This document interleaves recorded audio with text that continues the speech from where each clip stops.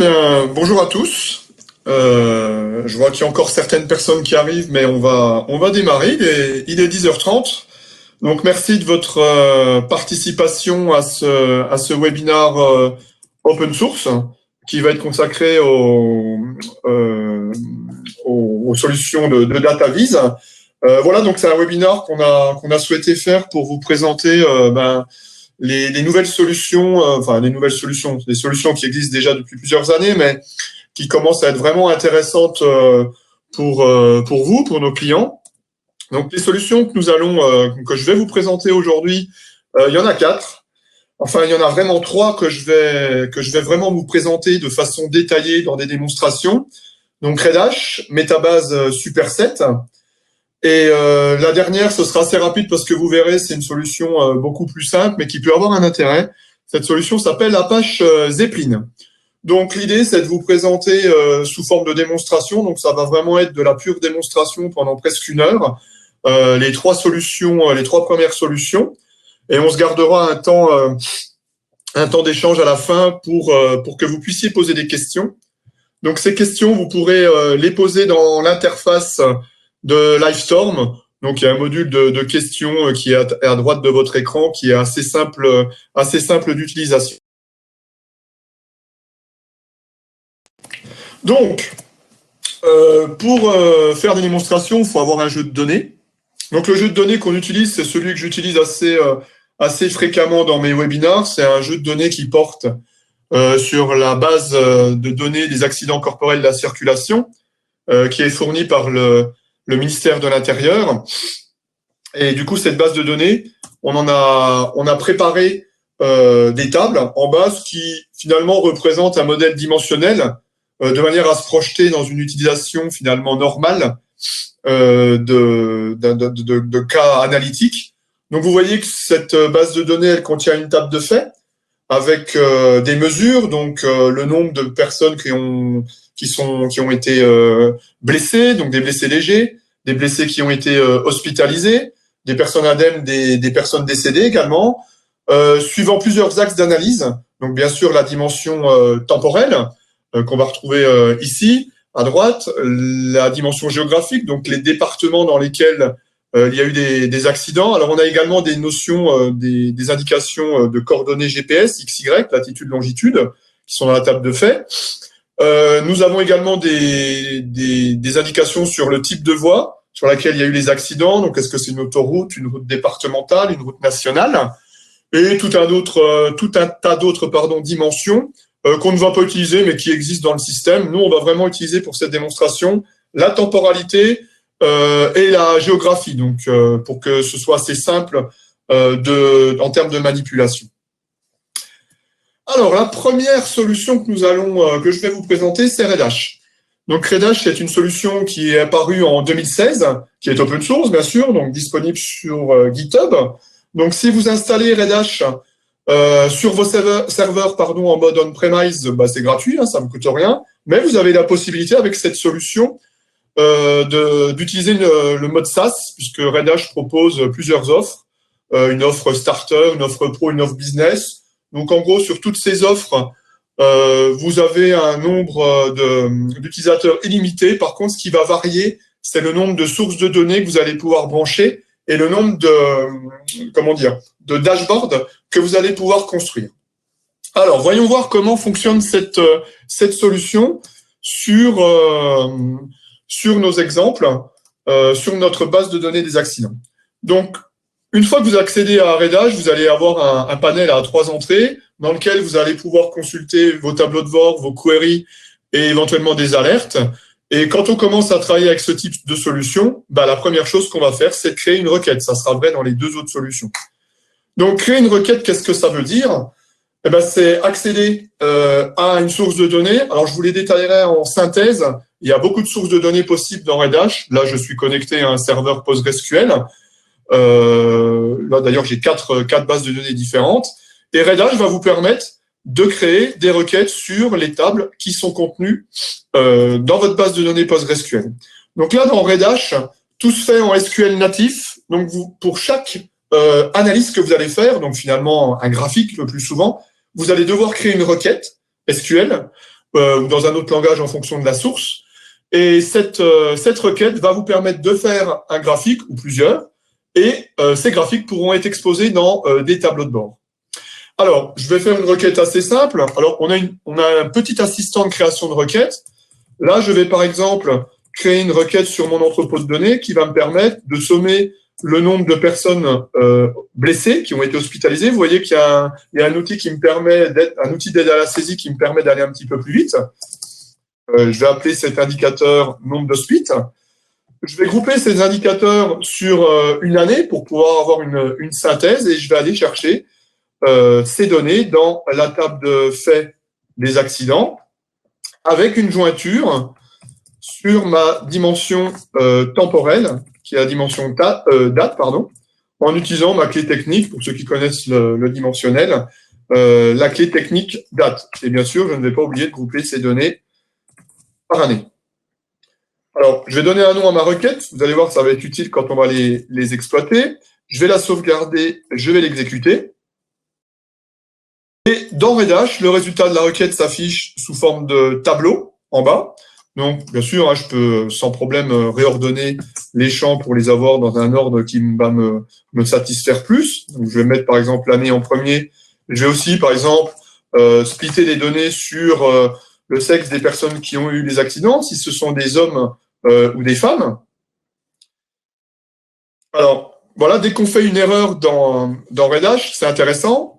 Je n'ai pas fait exprès, mais on voit tout de suite l'erreur. L'outil m'indique quel est le problème. Ça va être très utile quand on va débugger. Alors, j'ai oublié le S.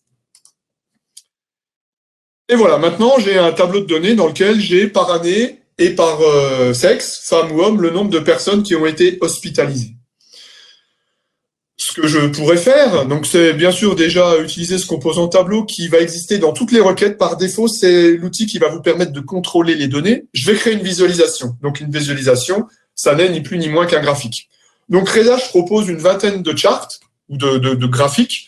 Alors vous allez avoir des box plots, vous allez avoir des cartes, on va y revenir tout à l'heure. On peut mettre des données de cohorte, on peut mettre aussi des types de données qui vont être des cartes, par exemple, avec plusieurs conteneurs, des tables en pivot.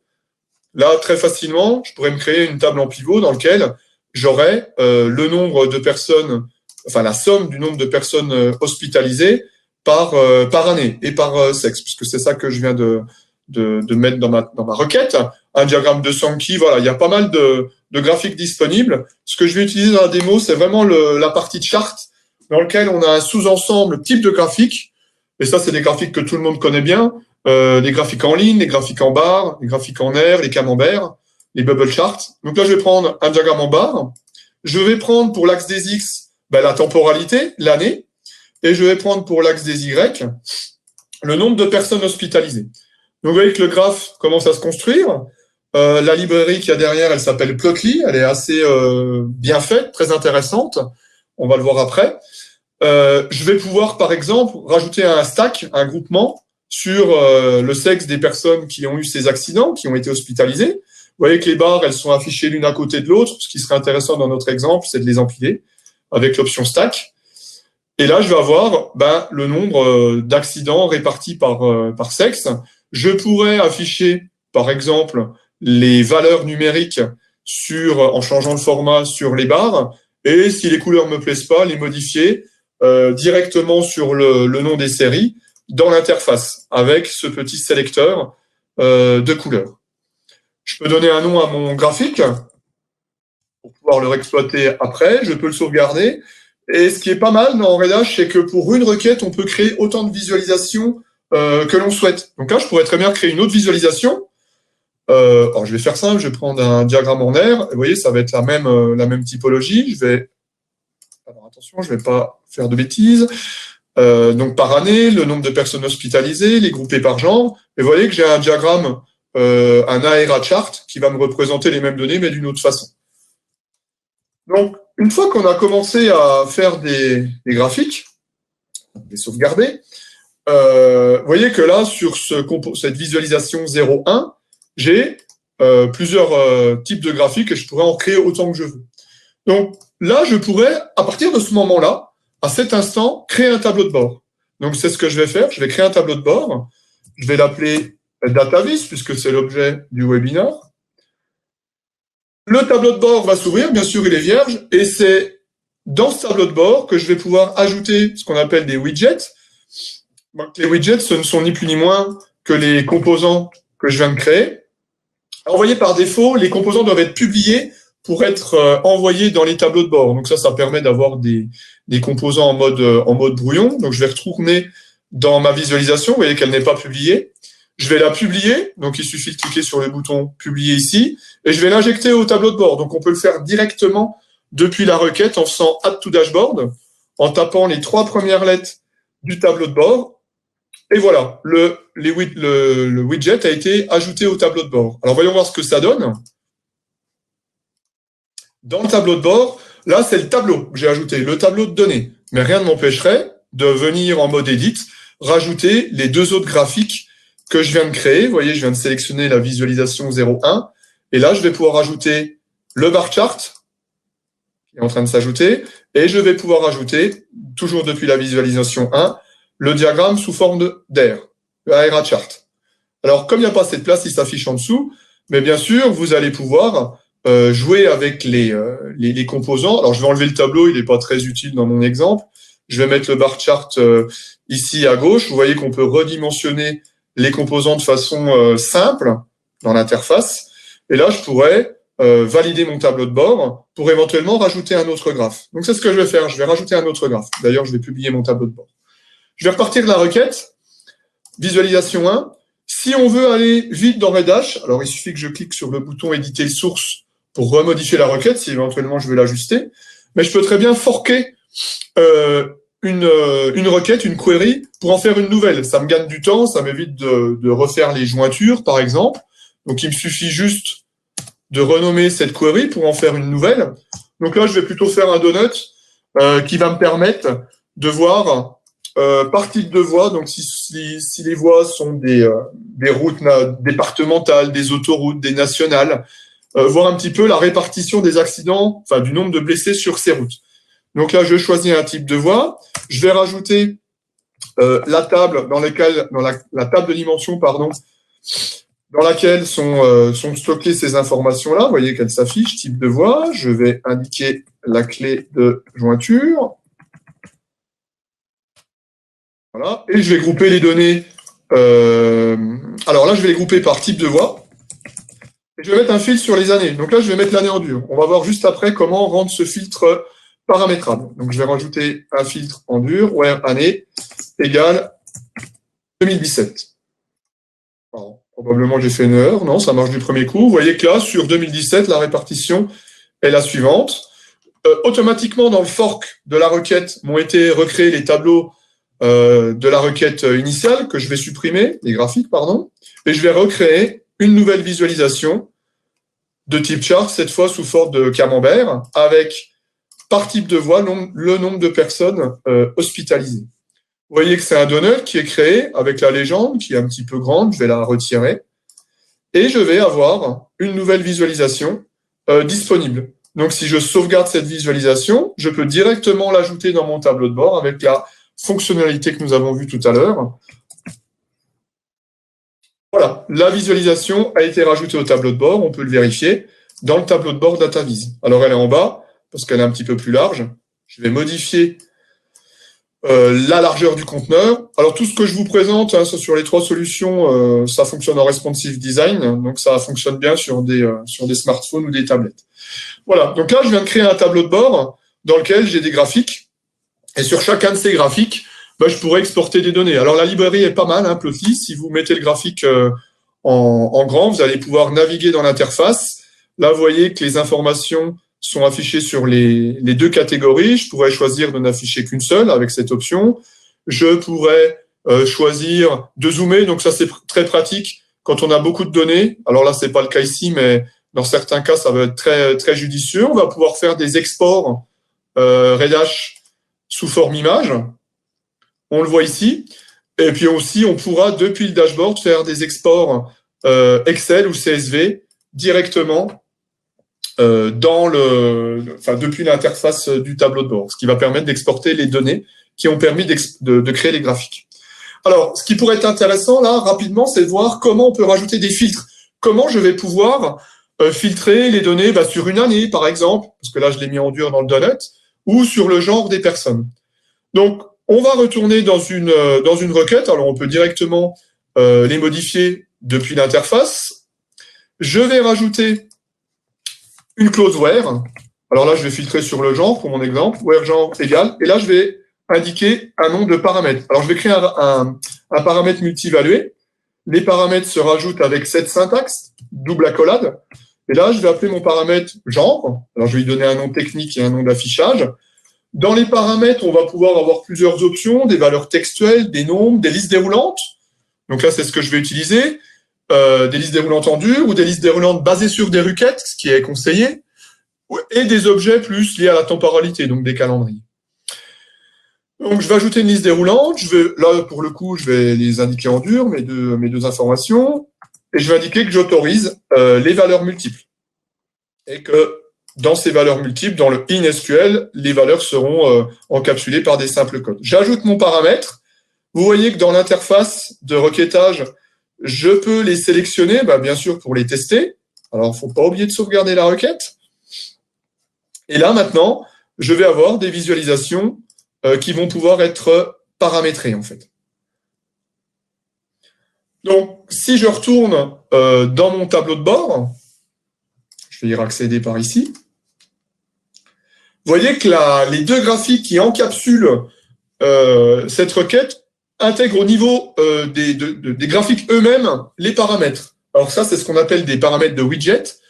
Ce qui serait intéressant, c'est de les centraliser au niveau du tableau de bord. Donc, c'est ce que je vais faire. Je vais demander à Redash de me créer un paramètre de dashboard global de manière à pouvoir l'utiliser dans tous les graphiques.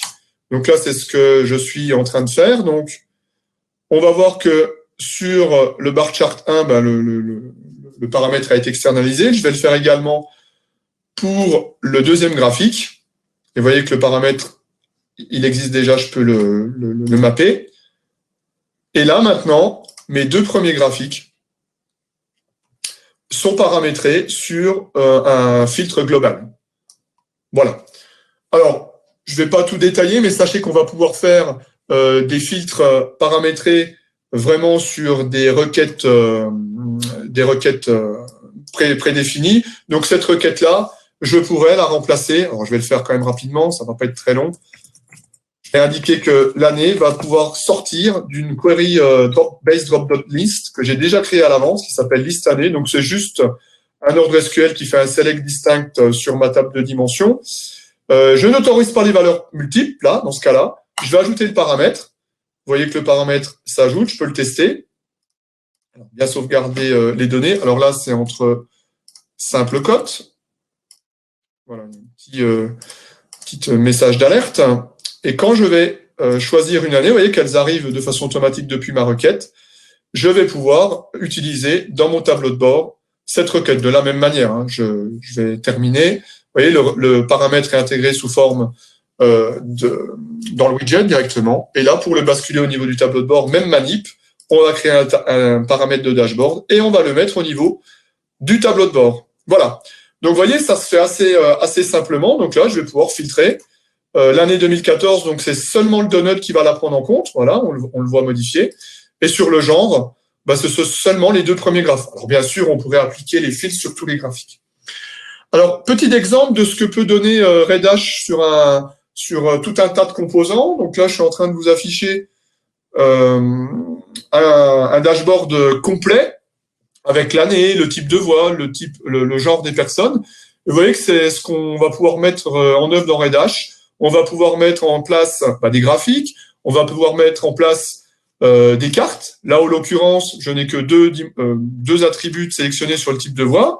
Mais si je prends les autres attributs et que j'applique les changements, vous allez voir que la carte en cluster va normalement se réactualiser. Je vais pouvoir la mettre en plein écran et je vais pouvoir naviguer dans les données là pour avoir la géolocalisation XY des accidents de la route. Donc ça, c'est assez utile. Je pourrais d'ailleurs les refiltrer dans la carte pour ne voir que, par exemple, les accidents sur route nationale. D'accord ? Et puis tout un tas de graphiques possibles, donc diagramme de Sankey, assez connu, diagramme d'une heatmap, un diagramme type Sunburst, qui va me permettre d'avoir des visualisations un petit peu plus détaillées, par exemple par tranche d'âge. Voilà, la tranche 25 à 34 ans, qui représente une grande part des blessés hospitalisés. Voilà, donc ça c'était la première solution, donc Redash. On va passer à la suivante, parce qu'il faut que je vous les présente toutes. Donc la suivante, c'est Metabase. Donc une approche un peu différente, Metabase, on va le voir dans la démonstration. Première version de cet outil en 2015.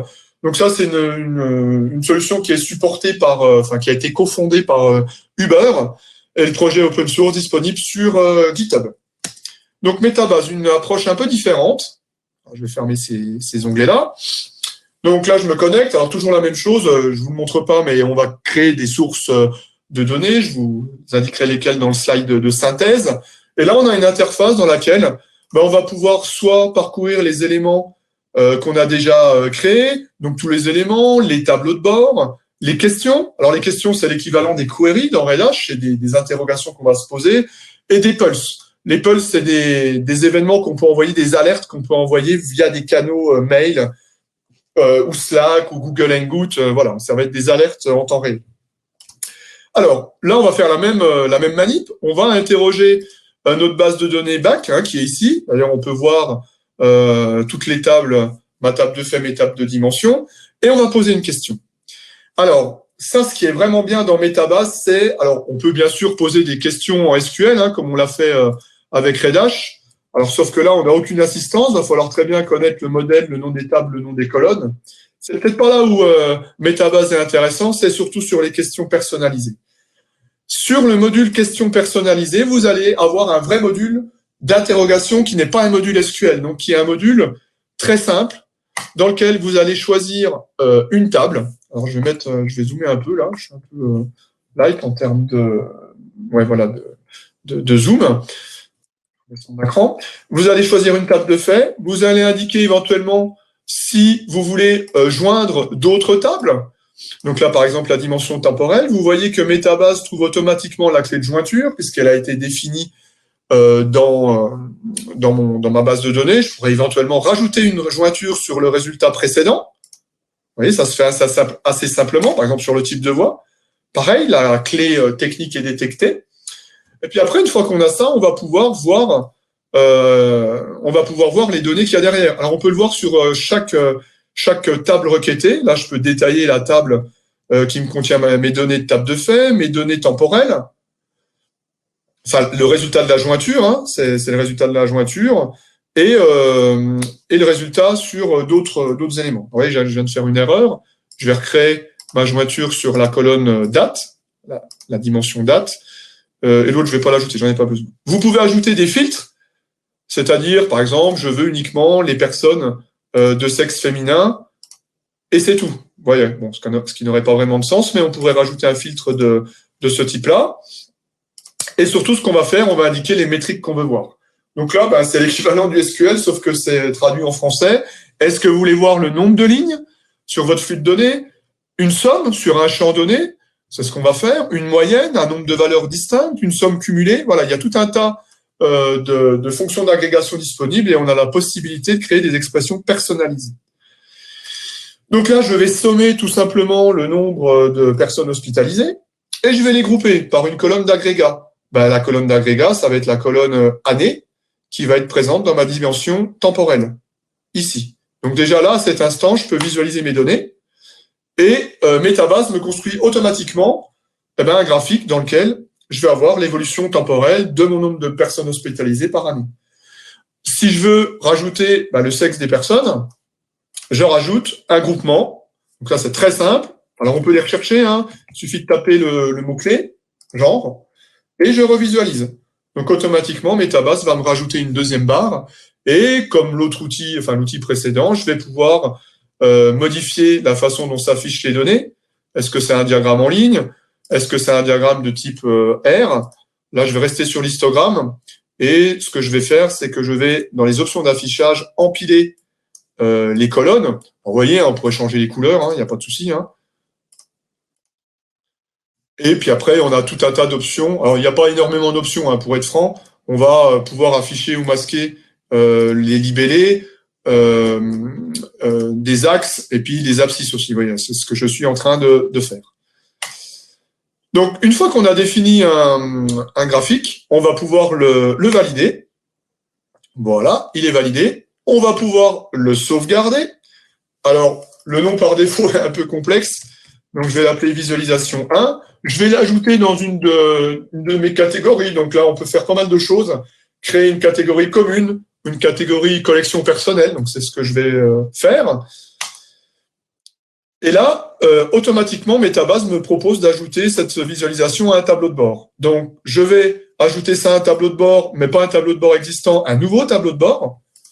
Pareil, je vais lui donner le même nom que dans Reda, je vais l'appeler DataVis, et je vais créer le tableau de bord. Hop, le tableau de bord se crée, et à moi maintenant de jouer avec l'éditeur en ligne qui va me permettre d'ajuster ma représentation. D'accord? Alors, je vais faire le même exemple, hein, je vais retourner dans ma collection, je vais repartir de ma visualisation, donc je peux la retrouver ici en théorie, dans les questions que j'ai posées. Donc elle s'appelle Vis1, normalement. Alors je l'ai mis quelque part. Elle n'est pas là. Hop, hop, hop. Alors, je vais retourner dans le... Alors c'est pas grave, je la revois pas, mais ça c'est l'effet des mots, bien sûr. Donc je vais juste recréer la question, du coup ça va me permettre de vous montrer autre chose.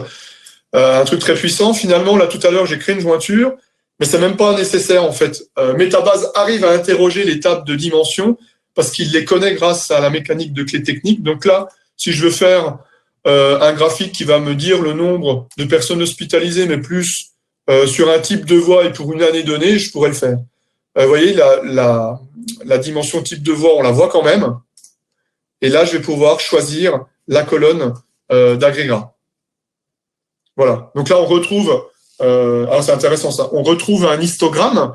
Je pourrais le modifier donc dans l'éditeur de requêtes ici pour trier les données. Pardon. Vous voyez, on peut trier les données par suivant la mesure en ayant un ordre décroissant. Et ça me permettra d'avoir la typologie de voie sur laquelle il y a le plus d'accidents. Mais bien sûr, ça, je peux le transformer en donut. Et puis, je peux décider de ne pas afficher les pourcentages, qui sera plus lisible, de sauvegarder ma deuxième visualisation et de l'ajouter au tableau de bord qui existe déjà, que je devrais trouver quelque part dans ma collection personnelle. Voilà, DataVis. C'est pour ça que je ne voyais pas le graphique, c'est une collection privée. Et là, mon graphique, je vais pouvoir le redimensionner. J'ai enlevé la légende. Bon, c'est assez simple, hein, vous voyez, hein, c'est assez simple et efficace. Ce qui est très sympa dans Metabase, c'est comment on construit des filtres. Alors, c'est génial. Je clique sur le petit bouton. Et vous voyez que ici, j'ai une option qui me permet d'ajouter des filtres. Donc, je vais cliquer sur cette option. Alors, les filtres sont de plusieurs types. En fonction, c'est le type des données, tout simplement. Est-ce que les données que je vais filtrer, ce sont des données temporelles, donc des dates, des timestamps? Est-ce que ce sont des données géographiques? Ça, c'est plutôt pour les cartes. Ça permettra de faire des cartes SVG, notamment. Est-ce que ce sont des identifiants techniques ou du texte, en fait, du texte simple? Donc là, je vais prendre cette catégorie-là. Et vous voyez que sur mes deux graphiques, je vais pouvoir indiquer ce que je veux filtrer. Donc là, je vais indiquer sur le graphique 1 que je veux filtrer le genre, sur le graphique 2, la même chose. Et un élément de filtrage s'affiche en haut, dans lequel je vais indiquer les valeurs par défaut que je veux sélectionner. Alors, si on ne met pas de valeur par défaut, ça prendra tout, hein, ce qui est plutôt normal. Alors, je vais quand même mettre les deux pour qu'on puisse les voir. Et je vais modifier le nom de la box pour qu'on comprenne ce qu'on veut filtrer.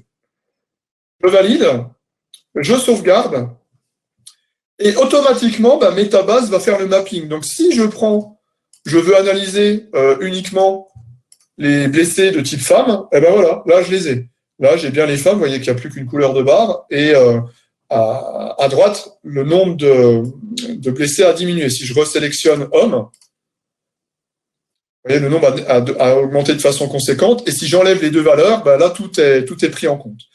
Pour filtrer sur un type de voie, très simple, il n'y a pas besoin de construire de requête à l'avance, même méthode. Je rajoute un filtre et je dis que je veux filtrer le type de voie. qui est ici. Pareil pour le deuxième graphe, ici. Je complète la nouvelle box qui est ici. Je ne vais pas mettre de valeur par défaut, je vais juste donner un nom à mon objet. Voilà. Je valide. Nouvelle fois, je sauvegarde. Donc là, les deux types hommes et femmes sont sélectionnés. Je peux bien sûr les enlever. Et là, si je veux faire un focus sur le graphique de gauche sur, je sais pas moi, les autoroutes. Voilà, là, je suis focusé maintenant sur les autoroutes. Donc là, je vois que le nombre, il est à peu près à 2200 blessés. Il fallait bien sûr que le donut à droite m'affiche que cette catégorie-là. Je pourrais cumuler par exemple les routes départementales, les routes nationales. Voilà. Donc là, on est à peu près par année à ce nombre de morts-là. Alors, je pourrais rajouter aussi, bien sûr, la gestion de la temporalité qui pourrait être intéressante. Je vous montrerai dans l'exemple final. Alors, vous voyez, hein, dans Metabase, il n'y a pas besoin de définir finalement des requêtes à l'avance. Les données sont consistantes et gérées de façon globale, et les filtres vont se construire de façon assez simple. Alors, un truc super intéressant dans Metabase, c'est ce qu'on a les fonctions de radiographie, en fait. Là, si je retourne sur ma base de données exemple, vous voyez que j'ai mes tables de dimensions, ma table de faits, et on a un petit éclair, là, sur ma table de faits, un bouton qui s'appelle « Radiographer la table ». Je clique. L'outil est en train d'analyser les données. Donc, l'outil est en train de voir le nombre de lignes en base, donc il y a 1 200 000 lignes presque, le nombre de distincts sur les dates. Donc là, il y a 3297 clés de dates différentes, 7 types de collisions, 9 conditions météo différentes, 8 types de voies, et l'outil me crée des graphiques automatiquement. Donc ça, c'est génial parce que si vous avez bien préparé vos données en amont, que vous avez travaillé sur des modèles un petit peu dénormalisés avec des valeurs déjà toutes prêtes, l'outil va vous générer assez rapidement de l'information. Là, par exemple, on peut constater que la tranche d'âge dans laquelle il y a le plus de blessés, c'est la tranche d'âge 25-34 ans. Les accidents, les blessés, ils ont la plupart du temps lieu sur des voies communales et dans des conditions météo normales. Vous voyez, ça peut être assez intéressant, ce genre de scannage automatique. Puis après, vous pouvez détailler. Si vous voulez approfondir un champ, le nombre de morts, vous cliquez. Et là, le dashboard va se réactualiser. Et là, on va avoir un focus sur le nombre de décès, en fait. Donc ça, c'est le nombre réel qui est publié chaque année par la prévention routière. Voilà, en 2018, il y a eu 3248 morts. Alors, vous voyez, l'outil vous met une moyenne, ce qui n'a peut-être pas trop de sens, mais commence à construire des graphes qui peuvent être intéressants. Alors, si jamais ça vous plaît, vous pouvez, à partir des informations autogénérées par Metabase, vous construire un tableau de bord. Donc là, c'est ce que l'outil est en train de faire. Voilà, le tableau de bord a été sauvegardé. Je vais pouvoir le consulter. Et finalement, s'il y a des choses qui ne vous plaisent pas, donc les filtres sont générés automatiquement.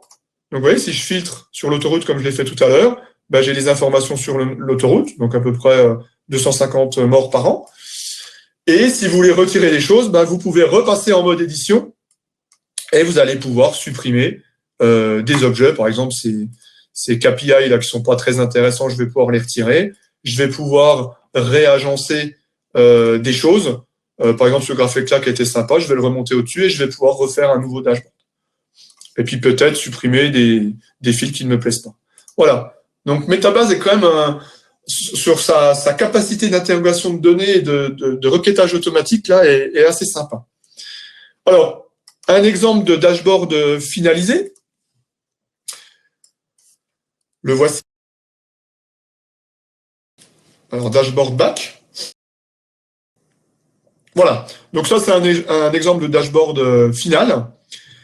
Tout comme Redash, j'en ai pas parlé tout à l'heure, on peut rendre les URL publiques.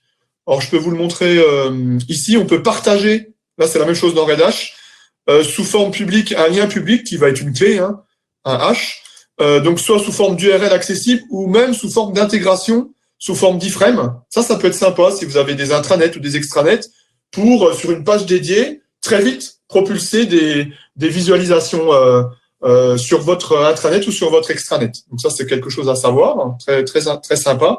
Là, j'ai fait tout simplement un dashboard global sur mes données avec un petit peu les composants disponibles dans Metabase. Donc voilà, un KPI qui me permet d'avoir le nombre d'accidents total sur une année donnée. Là, si je prends en 2016, j'aurai d'autres valeurs. Les départements dans lesquels il y a le plus d'accidents, par type de voie, par condition météo, des représentations en type de bulle, en bar chart. Voilà, c'est un petit peu tout ce qu'on peut faire avec Metabase. Il n'y a pas énormément de composants, hein, pour être franc, je vous le redirai en synthèse. Mais voilà, très rapidement, on peut faire des choses vraiment se casser la tête grâce au moteur de requêtage. Voilà, donc pour Metabase, c'est vu, vous pouvez commencer à poser des questions, j'y répondrai tout à l'heure. Alors, dernière solution, vraiment que je vais vous montrer en démonstration, Superset. Donc, Superset, première version en 2016. Donc c'est Airbnb, donc les labos de data science d'Airbnb qui sont à l'origine de ce projet. Un projet qui est dans l'incubateur Apache. Donc pour ceux qui connaissent, c'est l'étape préalable avant vraiment de rentrer dans les projets Apache en fait. Donc Superset. Je vais me connecter à Superset. Voilà, je suis déjà connecté, je vais vérifier. Donc Superset, alors là on est sur un outil un petit peu plus avancé, on va dire, dans lequel vous allez de la même manière pouvoir créer des requêtes et des dashboards au travers d'un SQL Lab. Et tout va passer par là. Donc je vais ouvrir le SQL Lab. Pas mal de sources gérées également. Donc bien sûr, je me suis connecté à mon entrepôt de données PostgreSQL. Je vais pouvoir dans ce SQL Lab créer des requêtes sur des bases de données. Donc je reprends ma base de données de Debo, sur mon schéma et sur mes tables. Vous voyez que les tables sont automatiquement affichées. Alors, si je prends la table de fait accident, vous voyez que là, j'ai le type des données qui est affiché. Alors, un outil plus technique, hein, pour être franc, un outil bien plus technique avec pas mal de choses. Et là, automatiquement, si j'affiche une table, j'ai le contenu de la table dans Superset. Donc là, ce que je vais faire une chose assez sympa. Je vais faire une requête globale sur laquelle je m'appuierai pour faire tous mes exemples, tous mes graphiques, en fait. Ça, c'est la force de Redash. Vous n'allez pas être obligé au préalable d'agréger les données, comme on l'a fait dans Redash. Vous allez vous gérer un flux de données complet, non agrégé, et c'est dans les options de Superset, au moment où vous allez faire vos graphiques, que vous allez décider les groupements que vous allez faire, donc les agrégats et les filtres que vous allez faire. Donc là, en gros, je fais une requête globale qui me renvoie tout. Donc, je vous montre le résultat. Donc, des dates d'accident, ma métrique et, on va dire, à plat, les informations de catégorisation avec latitude, longitude pour faire de la carto éventuellement. Et là, dès que j'ai fait cette requête, je peux explorer. Donc là, vous avez un petit module qui va s'ouvrir dans lequel, si c'est bon, dans lequel vous allez pouvoir créer des queries. Donc, voilà, on va refaire tout comme tout à l'heure, hein. On va créer mon fameux bar chart, là. Alors, par défaut, vous voyez, c'est une table de données qui est renvoyée. Si vous voulez changer par défaut, ce serait ça que je mettrais dans mon dashboard. Si vous voulez changer le type de présentation, vous allez pouvoir basculer alors là, c'est le top parce qu'il y a plus d'une cinquantaine de composants disponibles.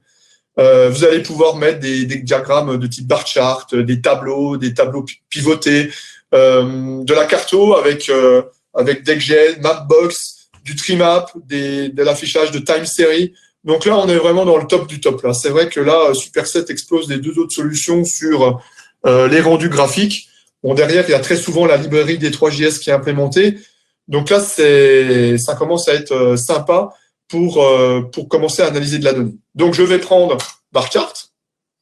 Et là, c'est dans Superset que tout se passe. Donc, les agrégats.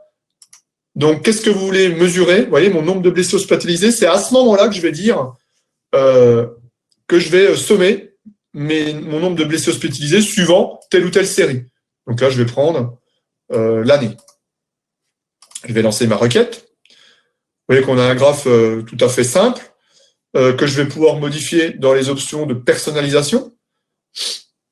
Donc, par exemple, je pourrais rajouter les valeurs des graphiques. Je pourrais trier les séries, elles n'y étaient pas en bas, hein, bien par année. Et puis, je pourrais rajouter dans l'onglet Data ce qu'on appelle un breakdown. Donc, c'est ni plus ni moins qu'un groupe hein, pour le graphique. Alors, soit je vais le sélectionner dans la liste, soit je vais taper le nom pour qu'il le trouve automatiquement. Je vais relancer la requête.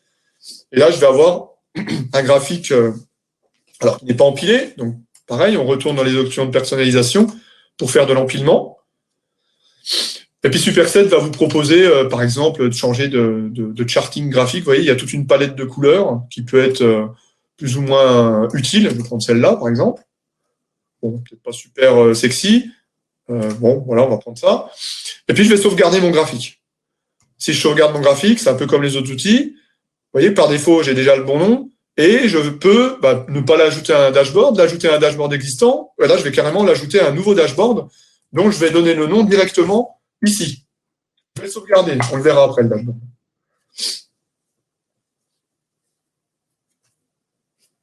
Voilà. Si je veux faire un autre graphique, je reclique sur Bar Chart. Vous voyez, je n'ai pas besoin de refaire de requête. Je vais prendre mon donut. Je vais le runner. Alors, voilà. Donc là, c'est pas les bonnes options puisque c'est pas le même graphique que je vais faire. Donc, je vais être obligé de changer là-dedans les options d'affichage. Donc, je vais agréger mon nombre de... Oups, j'ai fait une erreur, c'est pas grave. Ça se modifie très simplement. Je vais modifier le nombre de personnes hospitalisées. Voilà. Et je vais le filtrer sur le type de voix, comme dans les deux autres exemples. Je ne vais pas grouper. Alors, oui, pardon, je suis sur le fil. Vous voyez, c'est tellement puissant que je me suis trompé. C'est sur le groupe que je dois faire la catégorisation. Et là, ça devrait être un peu mieux. Vous voyez que j'ai un camembert qui n'est pas très joli. Je pourrais en faire un donut. Hop, je pourrais décider, comme les autres outils, d'afficher ou pas la légende, de mettre les labels à l'intérieur, à l'extérieur, de changer voilà, la colorisation avec quelque chose qui me plaît ou qui me plaît pas. Je sauvegarde. Donc, je vais pas écraser le graphique 1, je vais donner un nouveau nom de graphique, vis02, et là, je vais l'ajouter à mon dashboard que je viens de créer juste avant. Et là, je vais aller dans le dashboard.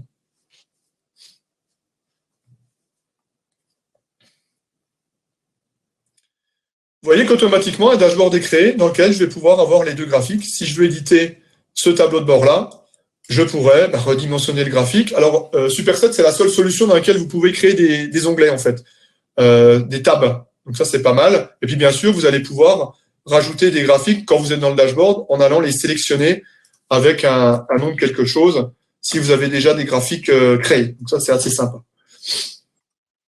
Alors, si je reviens sur ma query, je vais revenir ici. Bon, ça ouvre autant de fenêtres que nécessaire. Hein. Ça peut être intéressant de le savoir. Je peux refaire complètement une autre requête. Pour l'exemple, là, le trimap, par exemple, il n'est pas implémenté dans les autres solutions, donc il faudrait le rajouter avec du code open source. Alors nous, on vient de le faire sur Red Hat, par exemple. Vous pourriez faire le même genre de représentation avec de la data vise un petit peu plus avancée. Par exemple, je sais pas, moi, compter le nombre de personnes qui ont été hospitalisées, mais en les groupant suivant plusieurs axes. Par exemple, le sexe des personnes, le type de voie sur lequel il y a eu les accidents. Et là, je vais avoir un trimap qui va se construire, qui est peut-être pas très lisible à cause de la charte graphique, que je vais également modifier. Alors là, c'est un peu clinquant. Hop. Voilà. Alors, on voit peut-être pas bien à cause du vidéo. Là, je le vois sur le retour. Je vais faire ça. Vous voyez que là, on a la proportion homme-femme. Donc, on voit que le nombre de blessés est quasiment 2 tiers femmes. Et puis après, on a la répartition par type de voie. Donc ça, je pourrais l'ajouter dans mon tableau de bord. Je vais l'ajouter tout de suite. Mais je ne vais pas aller dans le tableau de bord. Je vais vous montrer autre chose. Je vais vous montrer comment créer des filtres maintenant. Donc pour créer des filtres, on est toujours sur l'explorateur. Hein, c'est ça qui est génial. C'est qu'on peut manipuler les données dans tous les sens. Et les filtres se gèrent de façon native. Je rajoute un objet filtre. Automatiquement, ça je vais le laisser. Dès que vous avez une colonne date dans vos flux de données, ce qui est souvent le cas, vous avez un time range qui est géré. Donc, l'outil sera automatiquement vous gérer les données de la dernière année, du dernier mois et des choses peut-être plus avancées avec des calendriers. Ça, c'est assez sympathique. Là, je vais pouvoir ajouter des filtres un peu plus manuels en indiquant que je veux pouvoir filtrer les données sur le sexe des personnes. Et je vais autoriser les sélections multiples, que je vais filtrer, des données sur le type de voix, pour qu'on voit l'exemple comme tout à l'heure. Et là, pareil, on va le mettre en multisélection. Une fois que vous faites ça, le filtre se crée, et automatiquement, les items qui correspondent s'affichent, et je vais pouvoir les ajouter dans le dashboard. Exemple, je vais l'appeler ce filtre Vis Filter. Je vais l'ajouter dans mon tableau de bord, et là, je vais retourner. Et là, ça devient vraiment super parce qu'on va pouvoir... Alors, je vais juste un petit peu réorganiser les choses. Ce bar chart-là, je vais le mettre ici. Je vais mettre mon filtre en haut pour qu'on le voit bien. Et le filtre va me permettre de dire, voilà, je veux uniquement me focaliser sur les femmes. Et instantanément, là, vous voyez, le trimap, on le voit, on est sur la catégorie femmes. Et type de voix, route départementale. Vous voyez que tout est interconnecté. Alors ça, c'est sympa. Ceux qui connaissent ClickSense, ça se rapproche de ça, en fait. Alors, on est loin de l'ergonomie et de ClickSense, mais en termes de fonctionnement, c'est un peu similaire. Dès que vous allez choisir un attribut, vous allez pouvoir resynchroniser les données. Et ça va être très utile pour vous faire découvrir des choses grâce à la multiplicité des graphiques qui sont disponibles dans Superset. Là, si par exemple, là, je suis toute année confondu. Si je voulais être sur une année précise, il me suffit de dire, voilà, je vais prendre les 2 dernières années. Hop, je fais OK. Et là, sur le bar chart du bas, on voit qu'on est sur 2018. Oui, parce que j'ai pas d'année en 2019, les données ne sont pas encore disponibles. Donc là, il suffirait de mettre les 3 dernières années. Et les données, alors elles se cumulent, bien sûr, sur les 2 premiers charts, mais sur le diagramme de type histogramme, nous sommes bien sur les 2 dernières années que je viens de sélectionner. Donc, automatiquement, les filtres temporels sont gérés par Superset. Alors, le temps tourne, je pense que Zeppelin, ça va être compliqué, je vais vous l'expliquer rapidement. Je vais vous montrer un exemple final de tableau de bord. Superset. Et là, on peut vraiment se faire plaisir avec Superset, parce qu'on peut faire ce genre de choses. On peut faire un tableau de bord à plusieurs onglets, dans lequel, vous voyez, on sélectionne, par exemple, une année, 2018, et tous les graphiques qui ont l'année en flux de données vont prendre l'année en conséquence. Un onglet 1 dans lequel je vais avoir des restitutions un petit peu plus sympas. Vous voyez, les partition chart, dans lequel je peux voir la répartition par type de voix sur un département, la ventilation homme-femme, des composants type Sankey, Heatmap, des tableaux pivots. Superset gère nativement la carte de France. Ah, tiens, elle s'affiche pas, donc de bol. Si, c'est bon. Ça, c'est sympa. Donc, ça pourrait nous aider sur les données Covid, qu'on est en train de manipuler chez Atoll. Voilà, il y a beaucoup de choses disponibles en termes graphiques. Vous voyez, ce type de représentation peut être assez sympathique. Si vous voulez rééditer quelque chose, par exemple le Time Series Table, vous faites bouton droit, vous faites Explorer le chart, et là, vous allez pouvoir remodifier le Time Series Table, dans lequel, là, en gros, c'est voir l'évolution du nombre de personnes pour chaque département. Super intéressant. Alors, en synthèse, le temps passe. En synthèse, important. Si je compare les 3 solutions, Redash, Metabase, Superset, pour que vous sachiez un petit peu ce que vous pouvez en faire. Donc, vous avez vu, Redash et Metabase, c'est assez bien fini. Alors après, c'est un avis personnel. Alors, c'est très différent, mais très bien fini. Superset, ça fait un petit peu plus brouillon, on va dire, moins joli, mais c'est très puissant malgré tout. Le nombre de connecteurs disponibles. Alors, Redash explose tout, il y en a une 50aine, aussi bien SQL que NoSQL, Big Data. Voyez la liste, on peut taper de l'Elasticsearch, de la page Drill, du Cassandra, de la page Skyling, c'est énorme. Metabase, il y en a un peu moins. Derrière, c'est du Java, donc je suppose que ça peut se rajouter assez facilement. Et Superset, on est pas mal, puisque tout ça, c'est géré via SQL Alchemy derrière, donc il y a un protocole qui va permettre d'intercepter des sources de données de tout type et de les requêter en SQL. Pour ce qui est de la création de vos requêtes, de vos graphiques. Alors vous avez vu dans Redash, en gros, je fais simple, un graphique, une requête SQL que vous faites à la main. Dans Metabase, c'est unifié et là, c'est super, il y a un constructeur de requêtes qui vous permettrait, vous clients, de ne pas avoir à faire de SQL. Donc ça peut être utile pour des gens qui maîtrisent pas très bien le SQL. Vous avez vu, vous avez un constructeur de requêtes basique qui va vous permettre de faire les choses.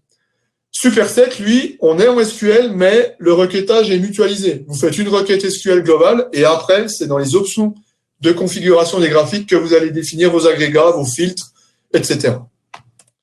Les graphiques disponibles dans Redash, il y en a une vingtaine. Dans Metabase, c'est là où il y en a le moins, il y en a une dizaine. Les options de configuration sont assez simples. Et dans Superset, là, le nom est bien choisi, hein, Superset. Là, c'est le top du top, il y en a une cinquantaine. Et le nombre de paramétrages des graphiques et d'options est tout simplement dantesque. Donc là, on peut vraiment se faire plaisir. Le public cible. Alors, ces trois solutions, finalement, on les aime bien chez Atoll, les trois, mais il faut savoir dans quel contexte on va pouvoir les employer. Redash, ça va être un usage interne, vous avez vu, mais ça peut être aussi un usage externe parce que très vite, on peut faire des observatoires assez complets avec Redash grâce au système de partage de requêtes anonymes. Et vous avez vu que la mise en œuvre est pas très complexe. Donc ça peut être très, très intéressant pour avoir cet usage mixte interne-externe. Metabase, plutôt un usage interne, quoi qu'il soit quand même facile d'exposer une visualisation, un ensemble de visualisations via le partage de requêtes. Et surtout, c'est très facile d'emploi, hein, vu ce qu'on a vu grâce au constructeur de requêtes. Superset, c'est plutôt un usage interne et un public averti, donc plutôt des data analysts, voire des data scientists, qui vont vouloir tester, manipuler les données dans tous les sens, en fait. Donc, Superset est plutôt s'adresse plutôt à cette catégorie de personnes. Alors, j'ai 2 secondes pour vous montrer rapidement Zeppelin.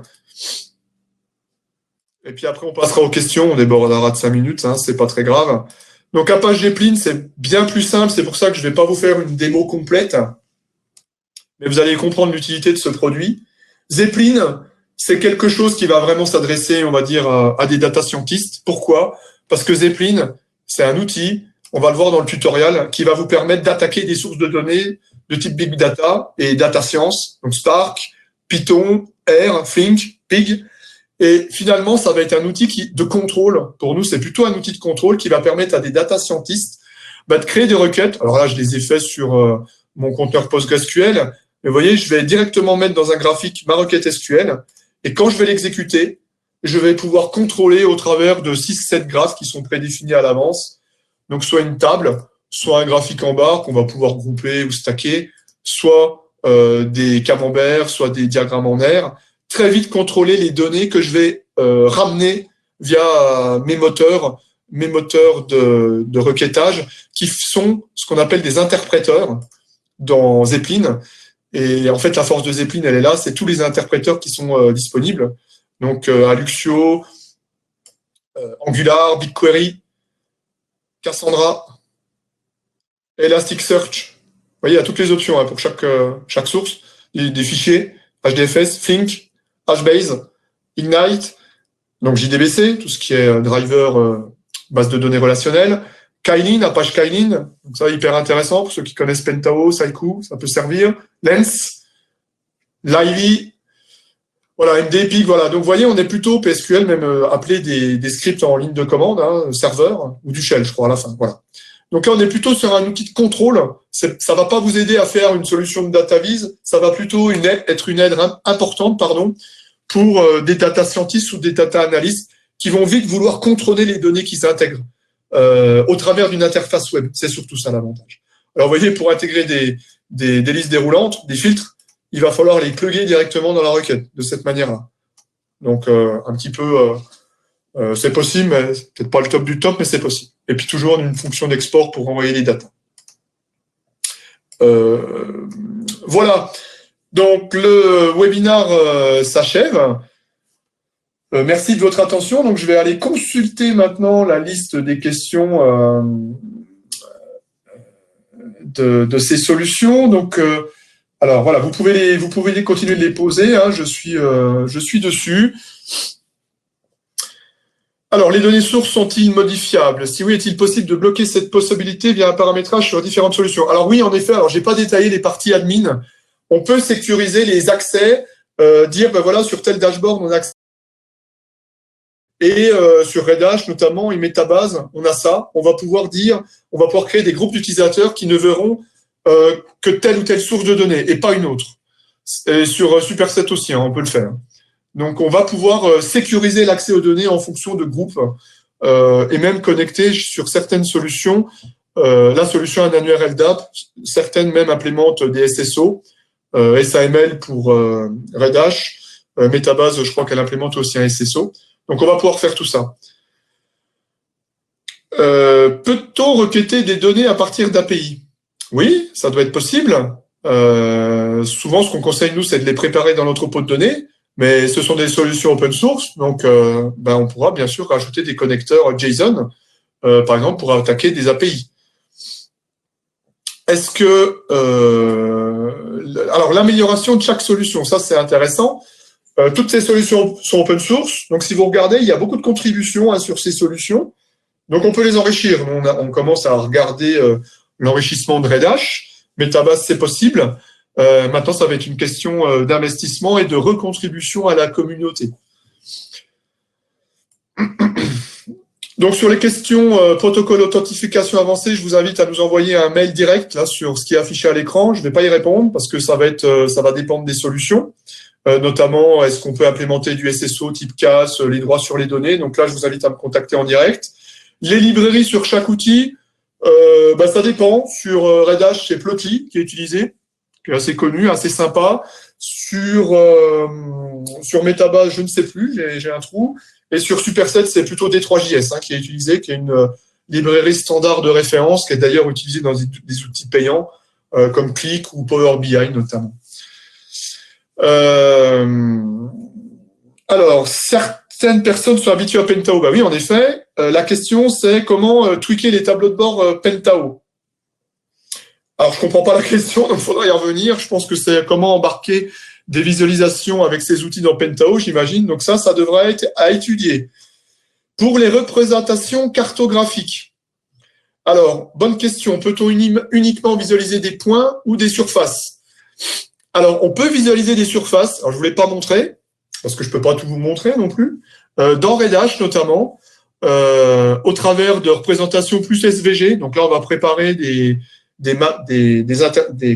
cartes SVG préparées à l'avance. Et on va pouvoir ajuster des choroplètes, en fait, sur Red Hat. Sur Metabase aussi, on peut rajouter des cartes SVG. Sur tout ce qui est carto avancé, je vous conseille plutôt d'utiliser Superset, parce que lui va pouvoir fonctionner avec des surfaces, et notamment avec Mapbox ou D3JS, qui sait aussi traduire des cartes à partir d'informations spatiales. Alors, une question intéressante, comment se positionnent ces outils par rapport à des outils comme Qlik Qlik ou Digdash, alors c'est assez simple, c'est des outils open source, donc ils sont gratuits, ça c'est le premier truc. Ils sont pas mal avancés quand même. Par contre, ils sont, on est encore en dessous. Nous qui connaissons très bien ClickSense par exemple, ClickSense c'est encore au-dessus de ce que je viens de vous montrer, hein, donc, mais c'est payant. Je pense qu'on vous fera un webinar d'ici peu pour avoir une vision globale du marché. Alors, pas sur toutes les solutions, mais sur, par exemple, Pentao, Jaspersoft, des solutions telles qu'on vient de les voir, de DataVis, et des solutions payantes qu'on met en œuvre, nous, donc ClickSense, Power BI, Tableau Software, pour que vous puissiez avoir une vision globale, et aussi en termes de coût, de ce que ça peut représenter pour vos projets. Alors, bonne question, il n'y a pas... Est-ce que les solutions proposent du drilling? Pas vraiment, en fait. Le drill, on l'a sur des composants graphiques, on l'a vu tout à l'heure, je crois, on peut rentrer dans des composants, mais il n'y a pas encore d'interconnexion entre les composants. Donc ça pourrait être des choses qui seraient à développer. Comment est gérée la confidentialité sur les données dans les outils? Alors c'est à vous de la gérer, la confidentialité. C'est dans vos sources de données que vous allez devoir la gérer en amont. Et après, je vous l'ai dit tout à l'heure, vous allez pouvoir, en fonction d'un groupe d'utilisateurs, dire, voilà, j'accède ou pas à telle ou telle source de données. Sur Superset, on peut faire des choses bien plus avancées, mais c'est assez complexe à mettre en œuvre. Alors après, on a des questions sur le trimable dans Superset. Est-ce qu'on peut augmenter la taille des labels? Ben oui, bien sûr. Après, tout ça, c'est de la configuration. Alors, si c'est pas disponible dans les interfaces, de toute façon, on a la main sur les librairies. Hein, on pourra bien sûr l'enrichir.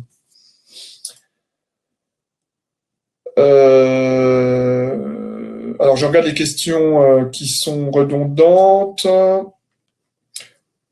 Oui, alors sur la gestion des droits d'accès, je ne vais pas le détailler. Ça mériterait un blog spécial. Pour synthétiser, le plus puissant, c'est Superset, parce que là, on va être très très fin. Je vous inviterai à regarder la doc qui est en ligne. Et sur Redash et sur Metabase, c'est assez light. On va pouvoir sécuriser les données sur les sources de données et les dashboards qui y sont associés. Donc là, se pose la question, ben voilà, je veux en fonction d'une valeur de données, enfin un filtre. Là, je vous ai montré les départements, par exemple, tout à l'heure. Si on voulait filtrer les départements suivant les profils, il va falloir injecter cette donnée dans le filtre. Là, je vous recommanderais plutôt de basculer sur la technologie Pentao, que nous, on connaît très bien, et qui permet de faire ça très bien sur un nombre d'utilisateurs tout à fait conséquent.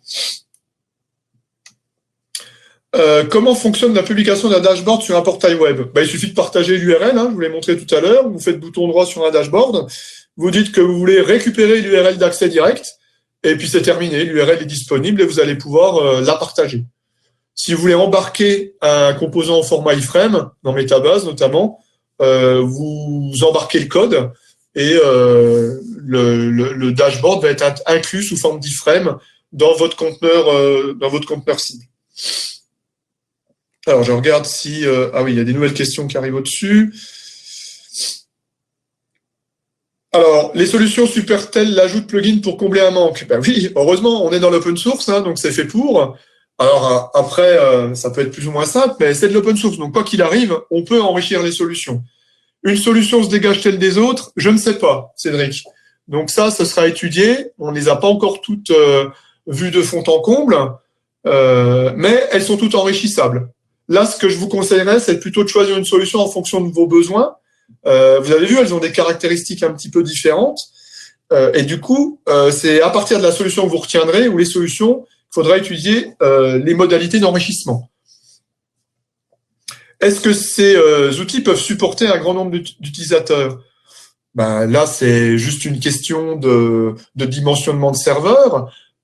Pour information, donc la personne qui pose cette question, elle connaît Pentao. Vous savez que Pentao, dans votre contexte, alors pas sur votre projet, Pierre, mais sur d'autres projets, ça supporte des centaines d'utilisateurs, en fait. Donc ces solutions-là, techniquement, alors il y en a une qui est en Java, Metabase, les autres sont en Python. C'est une question de dimensionnement de charge côté serveur et finalement d'accès simultané. Peut-on dans ces outils ajouter manuellement des tables de faits via Excel ou fichier CSV? C'est une bonne question. On peut rajouter, alors dans Redash, on peut ajouter des Google Spreadsheets, par exemple.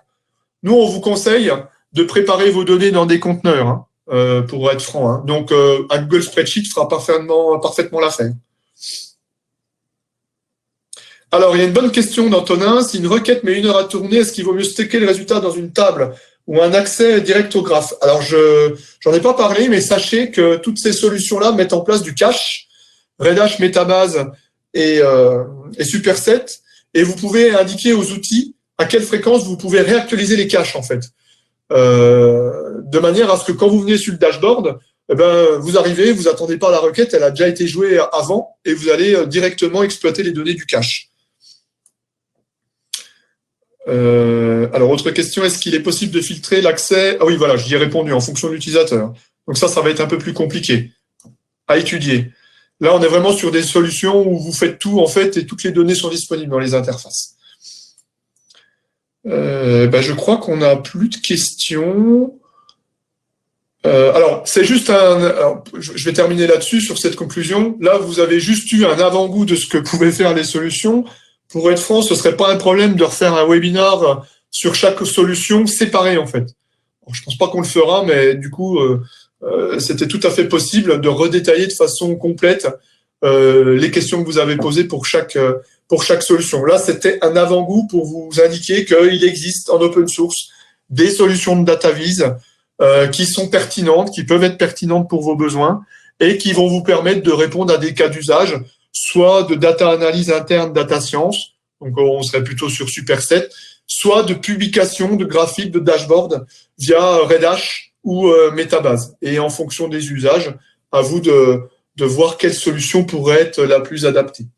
Donc, voilà, notre travail, nous, à TOLCD, c'est de vous accompagner sur ces solutions, à la fois sur la couche intégration, donc préparation de données, aussi bien sur de la donnée relationnelle standard, big data ou pas, que sur du NoSQL, que sur le stockage, et de vous accompagner sur les façons de restituer et les plateformes qui vont vous permettre de restituer tout ça.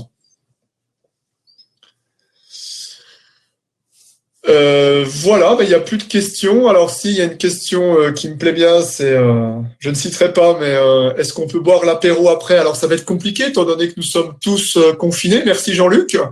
Je vous invite à nous poser des questions éventuellement, soit en repassant par l'adresse mail contact@atolcd.com ou soit sur le formulaire sur notre site si vous avez besoin d'assistance ou d'accompagnement sur ce type de solution.